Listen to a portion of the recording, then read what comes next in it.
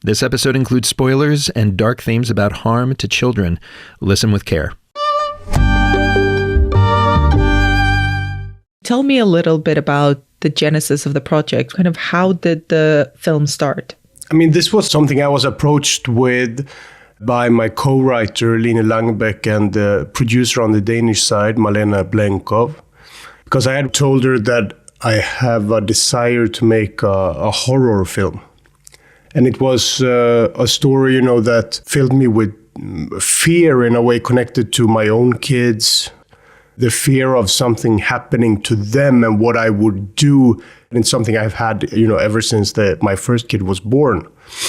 And I think I felt even earlier that I need to do something with that. I don't know what to do with that fear, but I would like to do something creatively about it, to use it to something useful. Otherwise, I just end up, alone at night in bed thinking about it. And that's a dark hole. But I don't think I ever found the right kind of vessel for that fear until I read the story of Dagmar Överby. That is Swedish-born director Magnus von Horn. And if making his new movie, The Girl with the Needle, helped him sleep at night, it had the opposite effect on me. It's about a woman named Caroline living in bleak World War I-era Copenhagen. She's poor. Her husband Peter comes home from the war with a disfigured face. And then she has a baby that can't afford to care for. There's just one person who can help. Dagmar, a woman who offers up her services. She takes unwanted babies and says she places them with, quote, good people. Like doctors, lawyers. You're doing the right thing, she tells Caroline. Dagmar whisks away the kid, befriends Caroline. There's just one problem. Dagmar's no angel. In fact, she may be the opposite. Or maybe, in a twisted way, both. I'm Rico Galliano. Welcome back to the MUBI Podcast. MUBI's the streaming service that champions great cinema. On this show, we learn the stories behind great cinema. Season 8 is in the works. Meanwhile, here's another special episode. It's an interview with Magnus von Horn about Girl with the Needle. It was just nominated for Best International Film at the Oscars, and it is exclusively on MUBI right now in the US, UK, Canada, and around the globe. The movie's based on the true story of one of Denmark's most infamous criminals. Like Magnus said, it's got the elements of a horror movie. So we turn to our favorite guest host, Anna Bogutskaya, to chat with him. Anna's a UK critic and film programmer whose new book, Feeding the Monster, is all about horror culture. You're going to hear him talk about how Magnus and his crew created the scary world of a century ago, and how it's not all that different from the world right now. First, though, he told Anna why he picked this story to confront his fears. Most people in Denmark know what story this film is inspired by. I don't think anyone outside Denmark knows that story. I think mostly also because it felt like, I really like that it's a costume drama, or it takes place a long time ago. It's not so close at first touch. It's not contemporary. Something in me said that it needs to be a bit further away to channel the personal stuff. Do you approach your films in general in that way, kind of feeling first? Because the way you describe wanting to find a project to channel that fear after having your first child, that fear of something happening to them, that's also the way that I think about horror.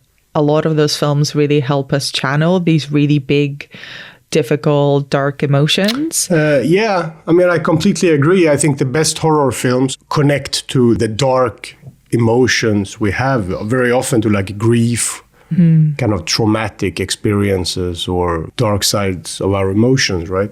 I've always, the films I've made have somehow, I realized, they're always connected to a true crime in a way. My first film was about a teenager who committed murder, who had killed his girlfriend. And reading about it, it became so clear how normal this kid was, or normal in the sense how similar he was to me growing up. And that wakes the fear of, okay, so what's the difference between us? Mm-hmm. Could that have been me? Could that have been my friends? We're good at saying that we are good, or, distancing us from the bad until it touches us. And that's also fear. That's just a way I kind of work. I don't know why that is completely. But also, like, it can't just be that. That becomes very narcissistic in a way if you stay too long in just that emotion, and because it's so, much about yourself. But The Girl with the Needle, there are these horrible crimes, but when you zoom out a little bit, you see an oppressive society, a time in history, a reason, that connects to these crimes. And that was also really interesting because it starts very much telling something about us. And can that connect to today? Because that looked like such a horrible society and horrible crimes. And is there a connection between that brutal world 100 years ago and the world today? And for sure there must be, because otherwise it wouldn't be a point in a way to make the film. I wanted to ask you actually about the making of this world, this Copenhagen of over 100 years ago. The city that we see in the film is absolutely not the image of Copenhagen that we have today. What was important for you in recreating this city of that particular time as this dreary, leaky, really dark world? Well, it's never interesting, or it was never interesting for us to make a historically correct version of what Copenhagen looked like. But it was interesting for us to make an emotionally true version of that. I mean, Copenhagen at the time was like overpopulated, crowded, poor. Especially women didn't have any rights. When you had the most difficulties would be being a poor woman or being born a poor woman.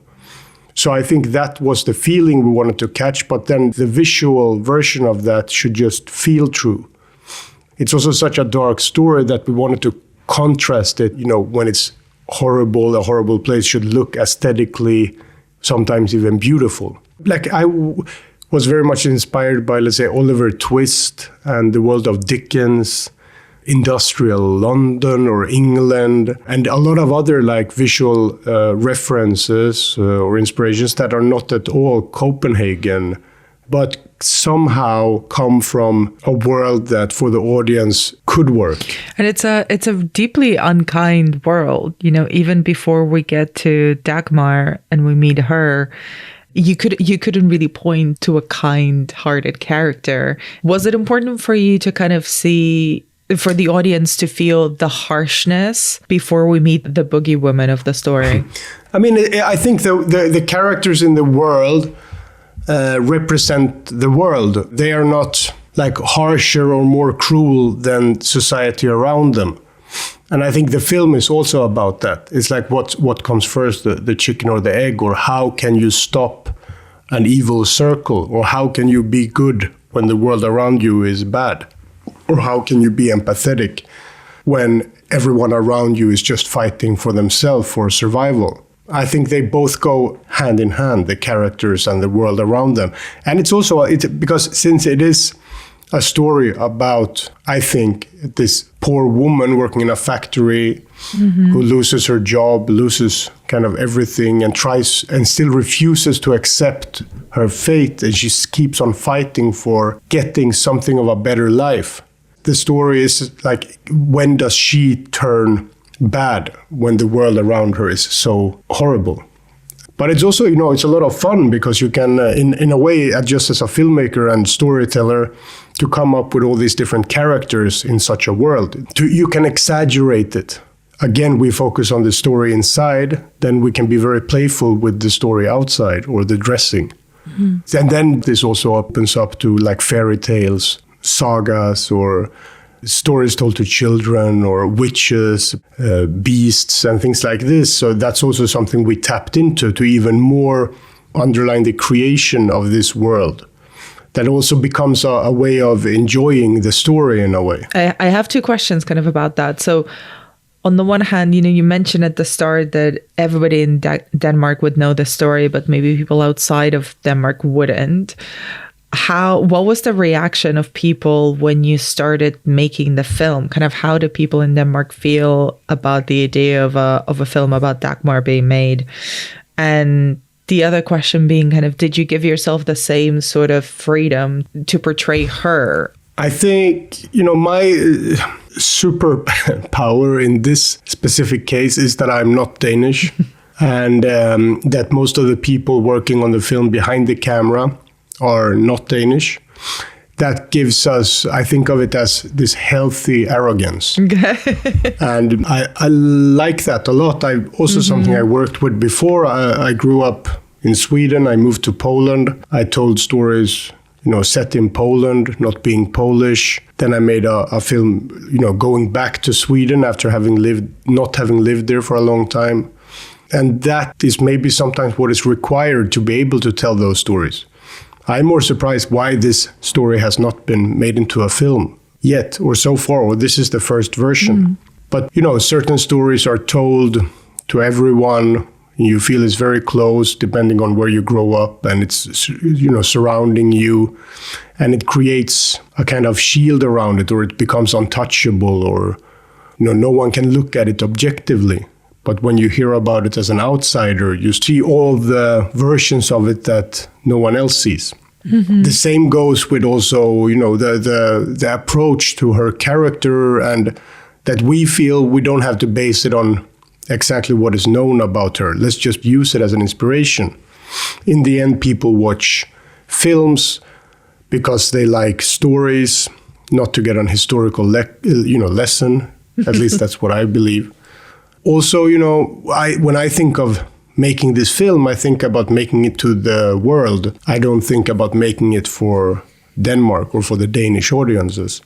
I think if you're Danish, you feel a kind of much bigger responsibility or connection to Danish audiences, of which I have none. I mean, I'm going to Denmark tomorrow for the premiere of the film in Denmark. It will be my first meeting with Danish audiences. Wow. I'm really excited about it because that's the only country in the world, or the only audiences that have this special relationship to the story. Everyone else is just, they are shocked when they see at the end that this is based on or inspired by true events. This is what you will know from the get-go, or why you go see this film in Denmark. It's part of your culture. And I'm very excited about seeing how they react to the film. We should have done this interview after the Danish premiere. Yeah. But I wonder if that impacted the casting at all, especially for one of your lead actresses, Trine Dyrholm, because it's such a well-established true crime case in Denmark. Did you find any resistance from actors in portraying the role? Yeah, I mean, I started out meeting actresses very early. I have this constant fear that I won't find the actors for my film. So I started casting very, very early, and I started meeting actresses in Denmark also to get an idea of what was available or who were there, because I don't know all these. I'm not part of that community. And I mean, I always liked Trine Dyrholm. I think she's an amazing actress, and I thought that before I met her. But I met some other actresses, and I met, from other actresses, some resistance, or that they felt that, like I say, to me, I didn't care much what age Dagmar would be. I knew that with the relationship to Caroline, the main actress, there should be an age difference. There should be a mother-daughter thing, because that's an important part of the film, and there should be, in one way, you could read the relationship like that. The true case of Dagmar is that she was 32, I think, when she was caught. She could be more or less the same age as Carolina. That didn't go well with the storytelling, I thought. But some of the actresses I met felt that made it impossible for them to act, or they didn't like that. So they were much more connected to, let's say, the truth. Trine, when I met her the first time, she didn't care about the facts so much, but she felt the script was not ready. And she said no the first time I met her. But it was really a nice meeting, because we were having lunch, and she was telling me, the script is not ready. The story is not, let's say, good enough yet. But at the same time, as she was doing that, she was playing with a toothpick, picking her teeth. And there was something mad about her. I think she was giving me a peek into what she could do. if I got her, but at the same time telling me, you're not getting me. And that was the best possible motivation to go and work more and more on the script to finally, it was like a challenge. Like, I will show you a great version of this script and you will eventually say yes. And that's what she sent me away with. And eventually that became the case, which I'm so happy about. Of course, in the meantime, I also casted Vic Carmensonne, who plays Carolina, and she's good friends with Trine, so that helped as well. And how did you work with the both of them? Did you have, because their characters are so different, coming from such different places, how was your approach on set with them? I mean, on set, I think this was a very ambitious project. It's a difficult film to finance in the sense that it's black and white and it's horrible things happen. In that sense, it's a difficult film to finance. Now it's, easier because the film has success, but having this kind of script and this kind of idea, you get a certain amount of shooting days and it's difficult to get any more. So like working on set is not the most, to me at least, creative process. It's more a process filled with stress, and we need to really just get what we have planned, otherwise the film won't come together. I think the creative process very much to me is in the prep, the work done before shooting. Especially with Vic, because she was, attached to the film, I think 2 years before we started shooting. So very, very early. We were writing, me and Lina, Vic, read everything we wrote. We had a lot of contact, lots of long conversations about who Carolina is. And she also could, witness the story taking shape, her character taking shape. So that's like a long, long rehearsal before we start shooting. And with Trine, it was much less of this contact. I think the most important thing I was able to tell Trine that had an effect on her was I gave her, there was the 3 references of characters that I felt inspired the character of Dagmar, or in my mind. And that was Fagin from Oliver Twist in the David Lean version. Yeah. Reagan in The Exorcist, when the devil speaks through her, and Willem Dafoe in The Lighthouse. And I showed her YouTube clips, and she just looked at them and she said, yeah, I got it. Okay, great. And I've always been told that, in film school, you're always told don't show your actors what they should do. Don't show them references. They should, get it from the inside. But that, whatever works, right?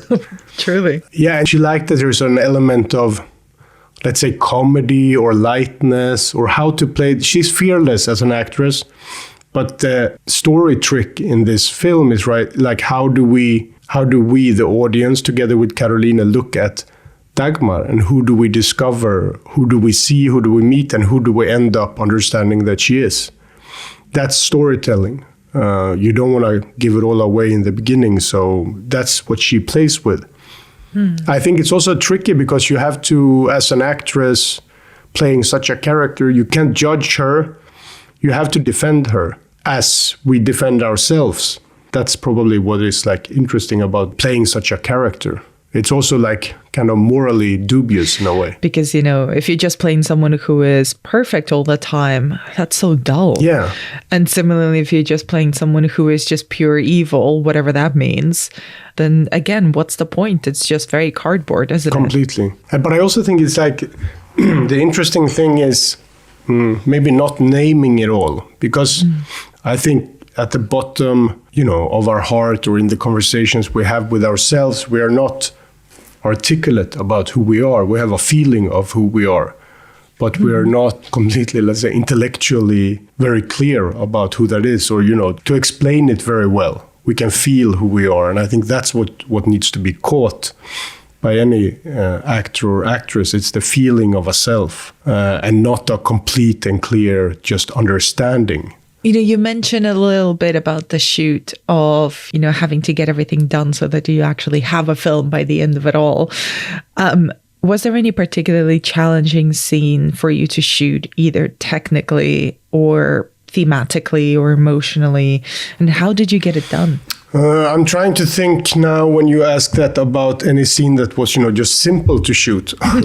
And I'm having trouble coming up with that. So I mean, it's difficult in the sense that, okay, one, our ambitions were high, but I think any filmmaker's ambitions are high.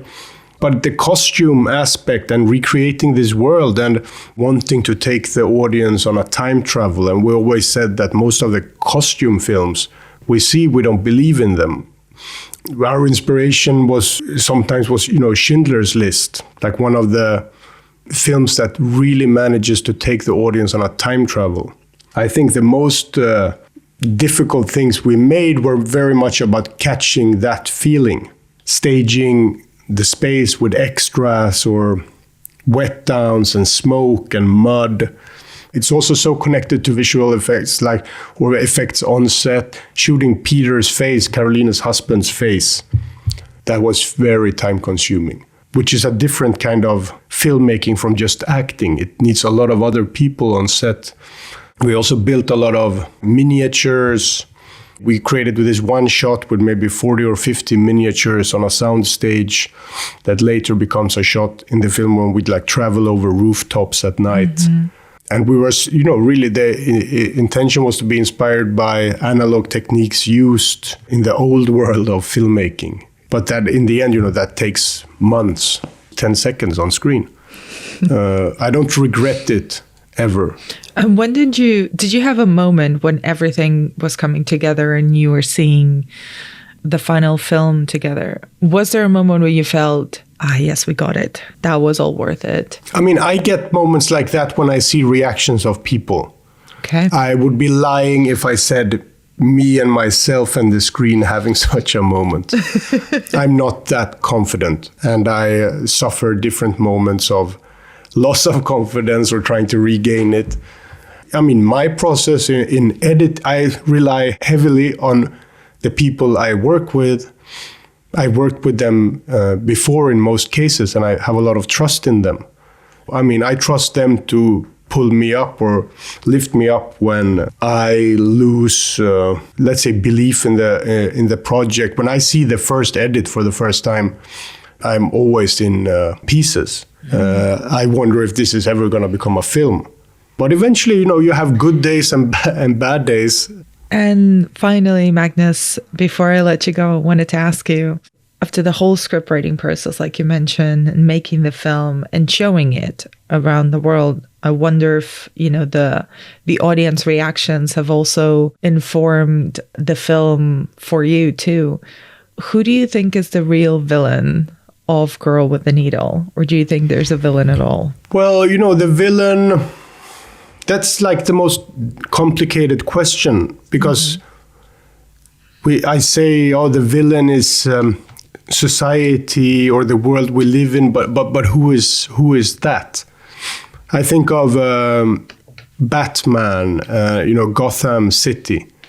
Mm-hmm. When the city can't battle crime, then Batman has to come to the rescue. Or when something needs to be said about the people and the society, then Joker or some other villain comes to kind of underline or to make a comment. And I think Dagmar is no different in this case.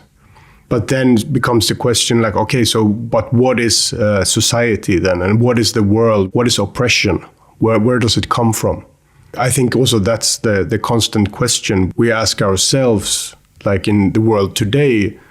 Where does oppression come from? If it's from politicians, well, the politicians want to win an election, and winning an election is also based on getting the people on your side. So it's again like chicken and the egg. I think there are so many important comparisons to be made from this film set 100 years ago to society today, depending on where you live in the world. I felt there's a lot of similarities between the discussions I've had with audiences in the US and in Poland when it comes to women's rights or the lack of rights and the lack of freedom of choice. They have in 2020, some of the most restrictive abortion laws in the world were introduced to Poland, and it feels like we're moving backwards. And in that sense, when we find similarities between Poland today, or let's say US today, and the situation of women and the lack of having a choice and feeling completely unwanted and being, abused in this way or not being allowed a voice by yourself, then that's scary. That's horror. I think in other societies you find it connects to a national trauma. This was for sure a national trauma of Denmark. I think many countries have national traumas connected to unwanted children or children being abused. In the best versions, we have societies where this film can just be a reminder of where we come from and how far we have gotten. And that's probably the best place to live in my opinion, where this film can just be like a look at the past and not a comment on the present. Magnus von Horn. The Girl with the Needle is haunting, but humane, and there is hope in it. It's worth the shivers. It is exclusively on MUBI right now in the US, UK, Canada, Latin America, and lots of other countries. Check the show notes of this episode for details on how to watch. And that is the MUBI Podcast for this week. Coming up later this month, we're going to talk about Shakespeare's Hamlet and how filmmakers have always loved messing with it in weird and wonderful ways. Guests include Michael Almereyda, who directed the version back in 2000 starring Ethan Hawke, and we're also going to talk to the filmmakers of Grand Theft Hamlet, the new version staged inside the online video game Grand Theft Auto. Follow us on your favorite podcast platform so you don't miss that. While you're at it, leave us a 5-star review and let the world know we're great. Meanwhile, let's roll credits. This episode was hosted by Anna Bogutskaya. It was written and edited by me, Rico Galliano. Kira McEniff is our producer. Kat Kowalczyk is our assistant producer. Mastering by Stephen Colon. Our theme music was composed by Yuri Suzuki. Thanks this week to Anna and Adrian Zielinski for recording Magnus. The show is executive produced by me, along with F.A. Checarel, Daniel Kasman, and Michael Taka. Finally, to watch the best in cinema, head to MUBI.com to subscribe. Thanks for listening. Hope you're finding some solace at the movies.